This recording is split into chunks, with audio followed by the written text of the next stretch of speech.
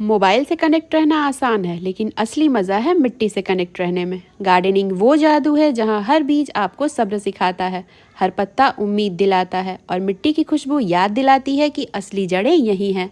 जब आप पौधे लगाते हो तो सिर्फ गार्डन ही नहीं, अपनी ज़िंदगी भी हरी भरी बनाते हो। इसलिए दोस्तों, रोज़ थोड़ा सा टाइम पौधों को दो, क्योंकि ये सिर्फ पौधे नहीं, आपकी पर्सनल हैप्पीनेस बैटरी चार्ज करते हैं। गार्डनिंग करो और अपनी लाइफ को ग्रीन और क्लीन बनाओ।